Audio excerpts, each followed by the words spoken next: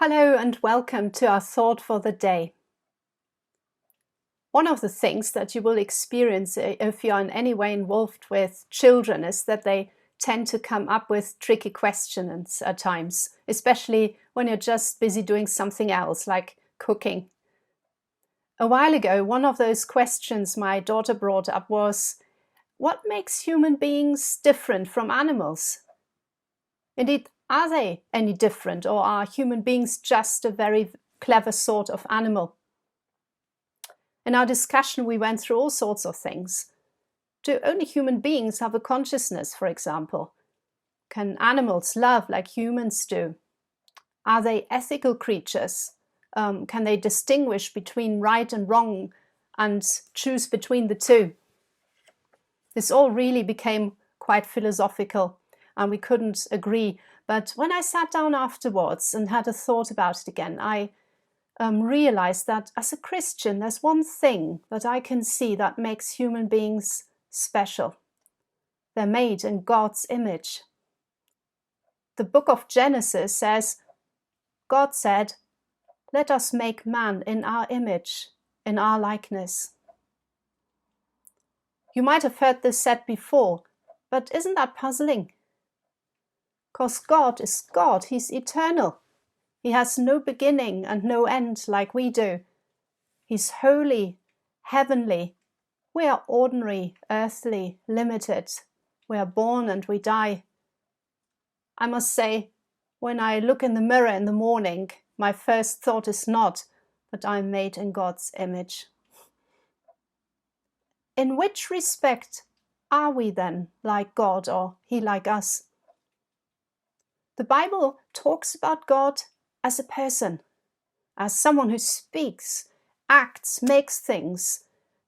He works in an organized way. He loves and he feels anger just like we do. He's not just an abstract principle or a force, but a person. And he decided to become a human being, not a sort of animal when he came to earth. Jesus, really, is God's perfect image. Many artists say that portraits are the hardest thing to paint because there's so much detail you have to get right when you want a person to be recognizable in a picture.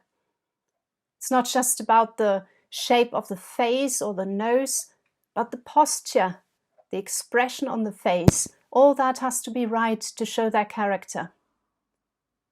Jesus said about himself, "Anyone who has seen me has seen the Father."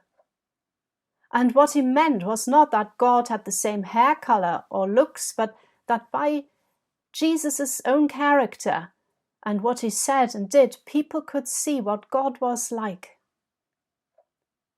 But if Jesus is God's perfect likeness, we humans are rather wonky and imperfect pictures of God, probably unrecognizable at most times, really. In the book of Genesis, we're told that humankind got the job to rule over the other creatures that God had made. By the way, it doesn't say to rule over each other, which is rather interesting. And I think this is where things went wrong. When we rule something, we quickly end up trying to exploit our position to get advantages for ourselves or those we are close to, or to look good on the job, get ahead of others, cement our position. Let's look at Jesus. How did he rule? He's God's Son, but he led a simple life, loving and serving others. He would mix with anyone, regardless of their social standing, age, gender, health situation, or ethnic background. He chose to give up his life instead of taking a throne he could easily have had, because he was so popular.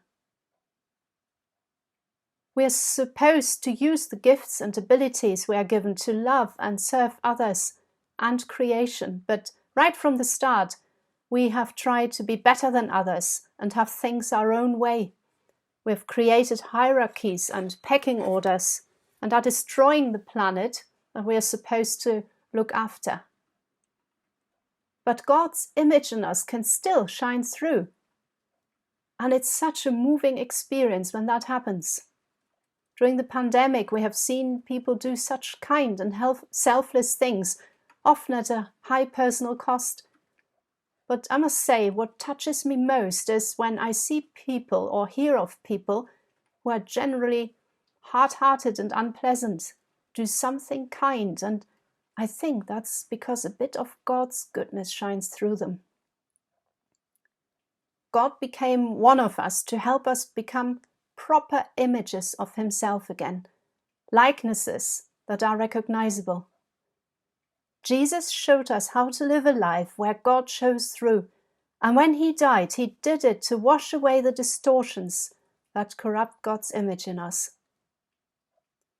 If we allow Him to take over our lives and live in us, we will become who we are really meant to be. And we will start to see His image in others, perhaps little glimpses only. If we start to see others as images of the eternal God, even if they're wonky and distorted ones, like us, our relationships will change. We will be kinder, more generous, always hopeful that something good lies in that person that we find hard to get on with, hard to like. And we might be kinder and more generous with ourselves and not give up hope that there is potential in that person that looks back from us from the mirror. God loves each one of us. He made us all in His own image. He made us His children. What a privilege, what an adventure it is to be a human being.